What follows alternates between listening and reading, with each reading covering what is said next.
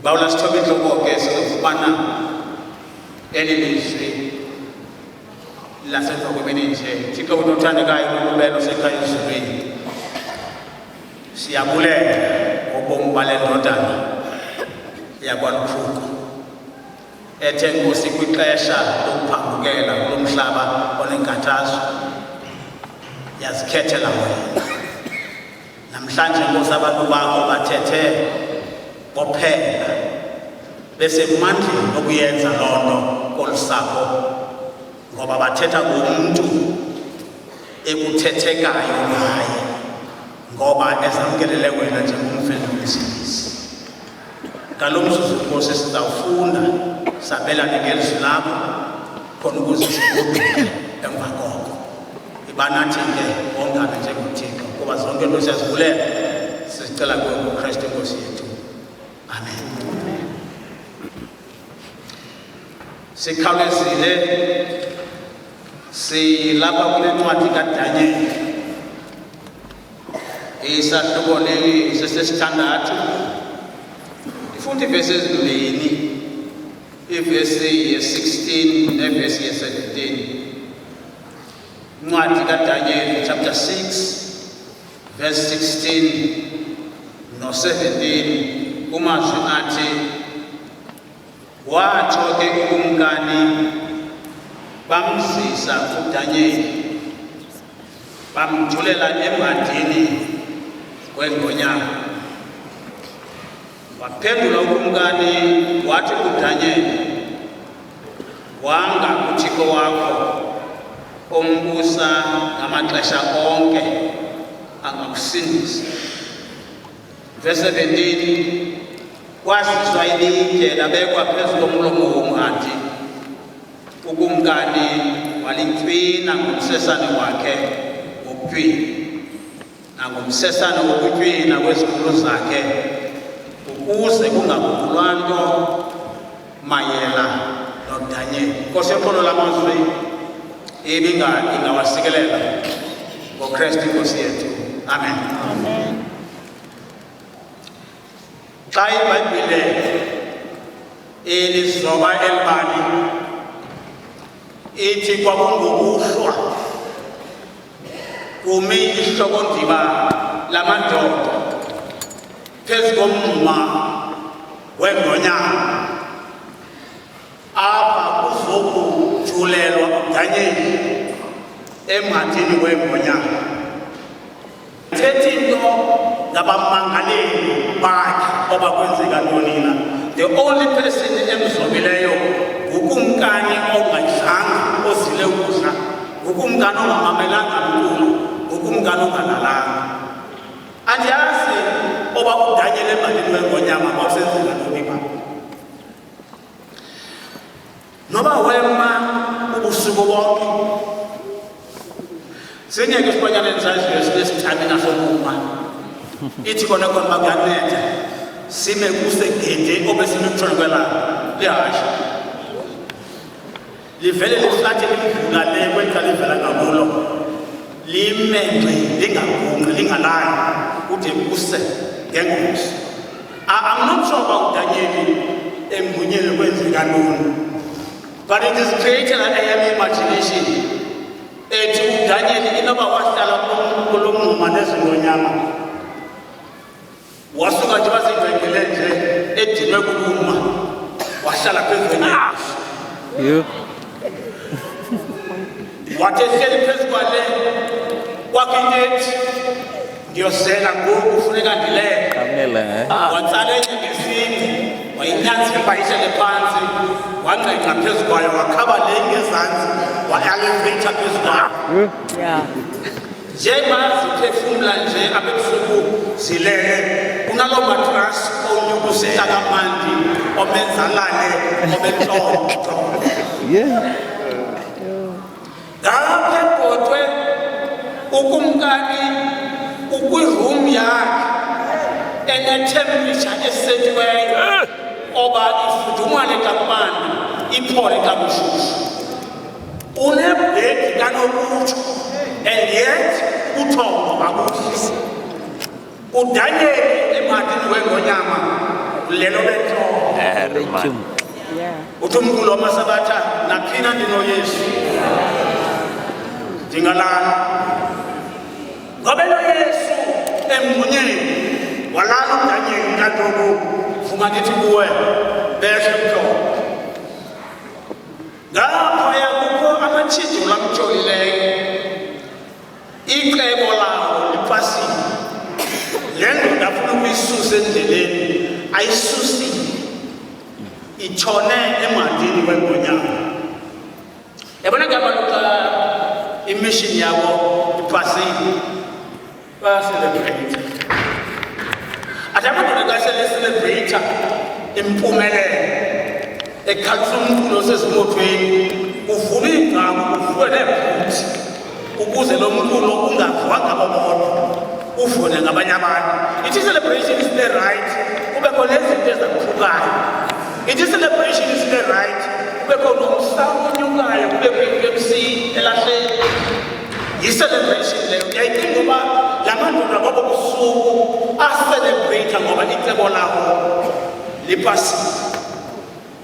Little did they know that the following day was coming. When they were celebrating the success of their plan, they did not know, or they minded not, that the following day was coming. Ibhayibhile yami ithi umkani wayengazange akuthixwa ekuthongo wavuka ngejekejeke walekisa emadini wengonyama esiyawukhangela uDanyeli. Uleka emadini wengonyama after kudukudwe ubusuku bonke. He was hoping that Daniel the following day was still alive.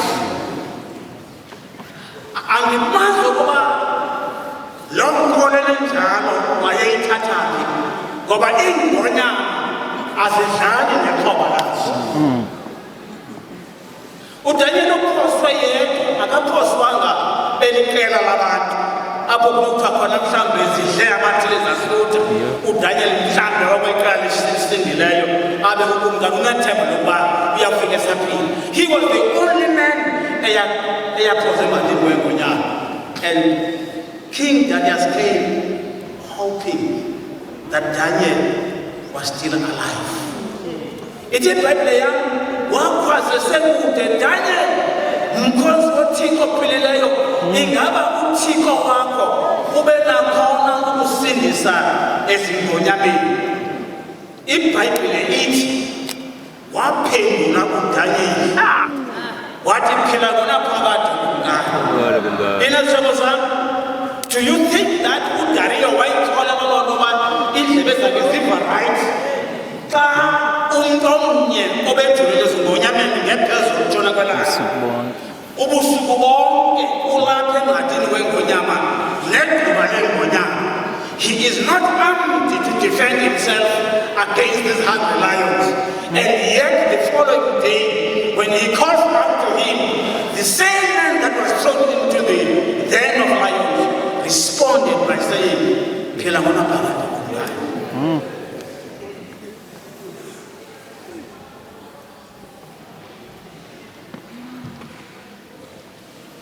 Fumane ndithi uDariyo akazange enkonze uDanyeli. uDariyo zange amveshumayele uDanyeli. uDariyo zange amve eqhuba isifundo seBhayibhile uDanyeli. And yet kwi-platform abadibana kuyo emsebenzini wafuna ukumazi.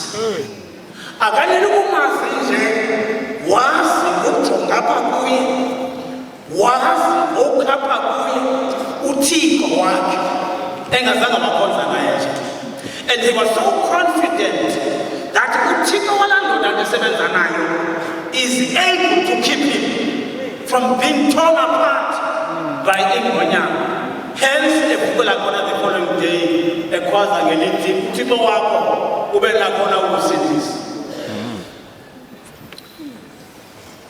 Andazi lethuna ukhe wathomnye thethe radio ngenye imini yayingezithiwa ze-Good Friday abantu bekhomenta ngenkonzo ezizaqhubeka apho kuzawushunyelwa khona.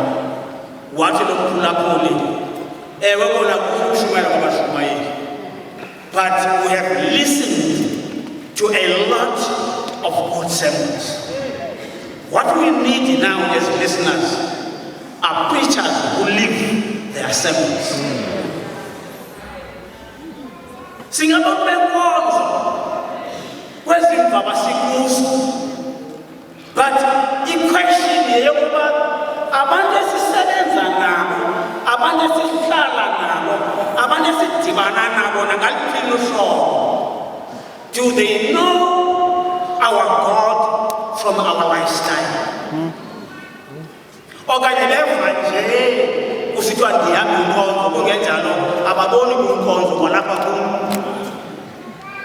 UDariya udayiphinda zangaye enkonzweni ambone uDanyeli okanye ambudanyeli eshumayela, kodwa isimilo nehambo kaDanyeli yayanele ukumva ukuthi uDariya amaze ngakubonanga. He so believed in God that he was confident that the following day that man of God is still alive. Hence, he went to the lion's den. Ithi ke impendulo kaDanyeli emva ngoba ndisaphela kungani njengoba uThixo uthumele isithunywa sakhe sayivala imilomo yengonyama ukuze zingandenzakalisi for two reasons. Number one, ndifumaneke ndimsulwa ebusweni bakho.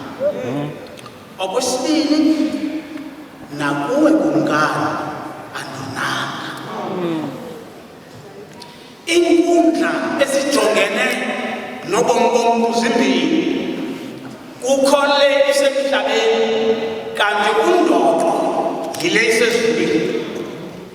Yabona ke le isemhlabeni inkundla kuba silapha emhlabeni nathi sesaba nendlela yokuyihendisha. Baninzi abantu befuna baphahle ezitrongweni and yet babethu umntu uzibizitratho kunye nathi. Why? Because safumana indlela yokuthi play around into yomthetho walapha emhlabeni. Obesteri bawubona eTanzania ngoba babona ihlobo lokuba le milomo inqabileyo inqanqayo inkwebileyo nakwiyintshintsha ngenqatha ivume siphume etrongweni noba isiqualify.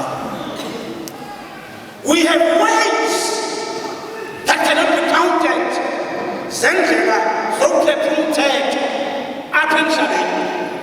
Amadokothi ayatyiwa apha emhlabeni. Athi umuntu ikhesi ifakiwe inyamalale wayo ulahleka idokethi. Zindlela zethu ezo.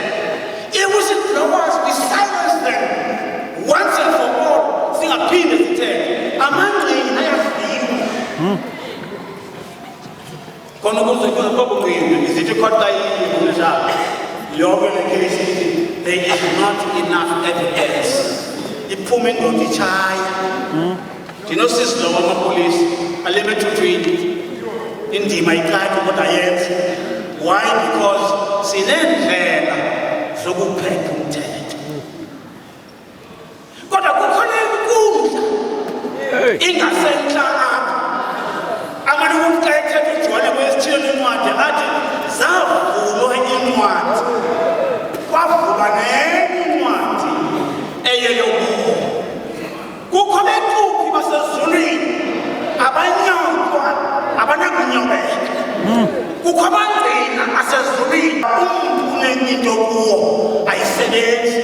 They send a faithful report to the records asezulwini ngam nangam. Angadliwa nalapha akanamsebenzi loo nto, uThixo akanastress ngaloo nto. Le nkundla ingasentla irekhodi zayazithiwa mntu. Yiloo nto uDanyeli athi loo nkundla ingasentla indifumene ndimsulwa ngaphezulu nakunasemhlabeni. Uyayazi kumkani nawe uhleli kuloo ndawo andonanga. He was really innocent. And that is why uDanyeli engazange adliwe zingonyama, uThixo wangena. Yabona ke ukwesi sigesi simane sithethe esifana ukuthi man's extremity is God's opportunity.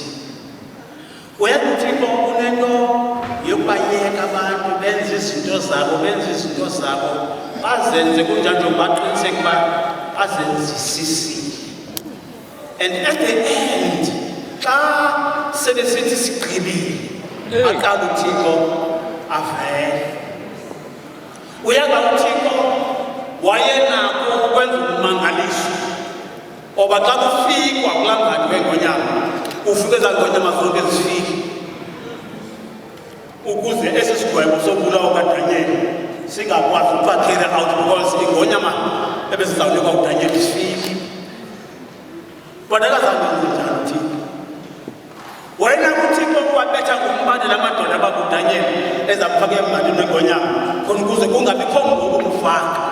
But uThixo allowed the process to go on in its full course ukuze ekugqibeleni avele yena enguThixo. The following day, ufaka indaba zoba uDanyeli ufikwe emadini wengonyama esaphila. I'm not sure uba la madoda angamatshijolo ezo ndaba zangena njani ezindlebeni zawo ukuva oba uDanyeli usaphila.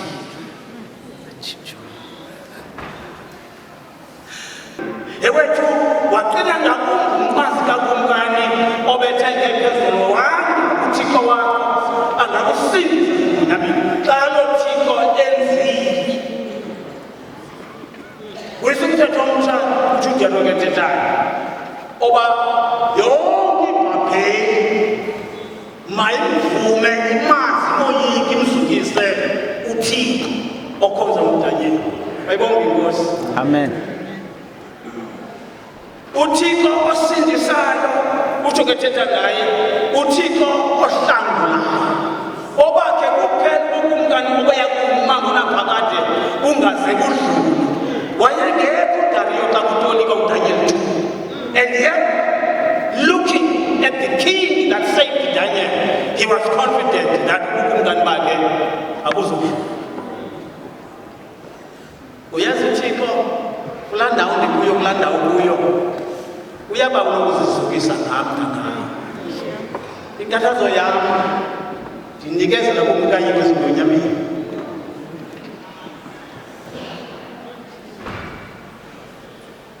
We have disappointed God time and time again.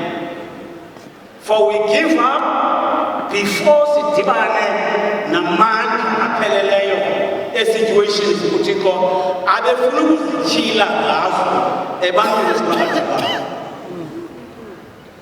But Daniel took it all. uYesu wayekulazaro wabhubha wanqaba zaphela iintsuku ezine esengcwabeni eyeke ngabomu khona ukuze ekugqibeleni xa efika lizukiswe igama lakhe. Emva kweentsuku ezine ogalele kuYesu wenza ummangaliso osamangalisayo namhlanje ukubiza indoda ebilele engcwabeni 4 days ibuyele ebomini athi umfokamane yaphuma yawuqusha elokishini. And that was God in action. Iseyinto engakholelekiyo kuninzi lwabantu that umuntu ongcwatyiweyo njengololo uzixesha azawuvuka ngayo. I-law of nature iyayiphikisa loo nto ngoba yona ithi into efile ifile ayiphindi iphile kwakhona. But uThixo yena akakhiceko lithi nabalele ubuthongo bokufa belele besazana noKristu waseKalvari bazavuka ekukhalelweni. Uthi ke thetha ngaloo uPawulos athi lithemba eniloyo. Thetha uPetros wathi ke thina ngokwedinga lakhe silinde amazwi amatsha nomtsha kumhlaba abokulungisa. Uthixo usiyeka lokuphako othi angekhe ngidala umuntu ndimbumbe lithulile ze ndixakwe ukumbuyisa lo muntu ekufeni abuyele emini. God is able. Uthi kuJohane lesithini efika elapha athi mamela Johane ndandifile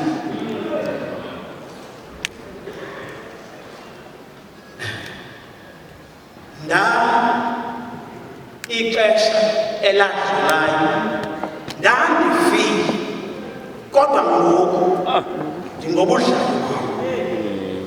Wathetha amazwi kumuntu oyaziyo first hand into yokufa kwaYesu. Ukho xa ekhonye emnqamlezweni nguye lo bekuthiwa nyana nangu unyoko-mfazi nangu unyana. Nguye lo washisa noPetros besekuverifaye le nyaniso iza nomama ethi uYesu ufukile engcwabeni lakhe. And so xa athi uYesu kuye ndandifile uthetha into ayaziyo uJohane uba uyayazi uYesu wayefile wafika engcwabeni le-empty into eshiyekileyo ilalinene ukuthi lifume bethetha ngayo emangcwabeni. But now I live, and the life I live is not a temporal life, but is life eternal. In other words, I am here not to change anything that has to do no power. Go ahead and die, but die knowing that the one who was dead is now alive. Oh, ithemba lethu mzwabalukuko mzwabaduma sisebenza kule ndawo lihleli kuloo yoba ngexesha elibizwe nguThixo abalele emangcwabeni basazakuvuka ekufeni. Andithanda ukuba ningazi mayela nabantu benu abalele emangcwabeni ukuze ningalili nina njengabantu abangenathemba, ngoba xa sikholwa uba uYesu wafa waphinda wathina amaKrestu asekhaya waphinda wavuka khobana ngokunjalo ngoba uYesu woza nabo abalele ukufa. Ayithetha uPawulos yonke le nto le process iyakwenzeka bokhala ixilongo kwenzeka uzibhetengeshe baze bavuke abalele ukufa sibaphangela thina zethina babulayo senzulile kubo. Ithemba lamaKrestu lilapha sakufelwa asijongi nganeno kwentwaba kodwa sijonga ngaphesheya sibone lowo omane ukuthi ndandifile kungoku nje ndingobudlala.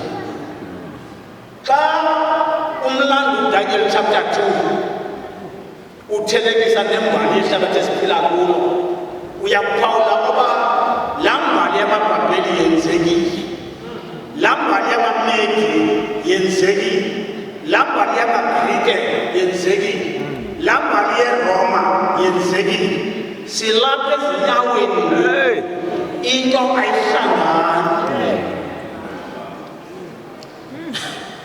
Akuhlangani ibudget, akuhlangani abantu, sibangacula zonke izizwe siyasondelelana. Hayi, izizwe azihlangani ngoba sisemdongweni nasentsimbini. Azihlangani ngamandla asemkhosini, azihlangani ngamandla e-economy, azihlangani ngempucuko, azihlangani ngento yonke. Ewethu azihlangani ne-political parties, azihlangani ne-siblings, azihlangani nemitshato ayihlangani, yonke into ayihlangani. Why? Because sisezinyaweni sikwanguba ayihlangani. Uthi uDanyeli uthetha ngexesha izinto zingahlangani ngalo. Wehla umhlanganisi.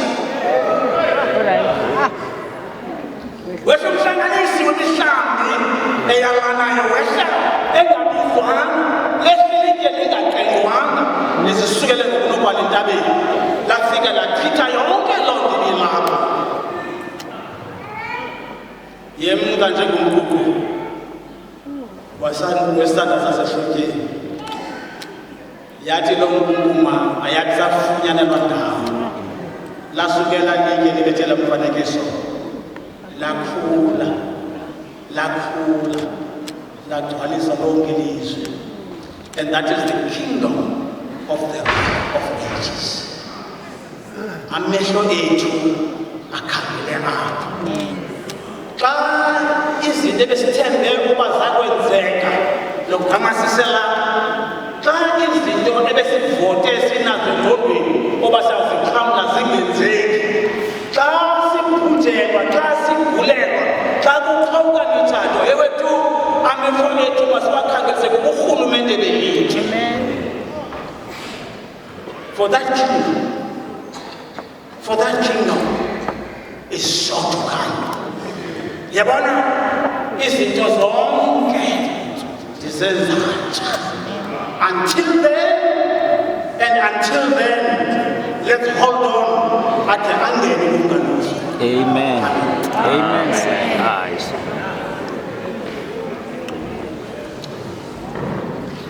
Masembulele uThixo ngamazwi esiwafundile.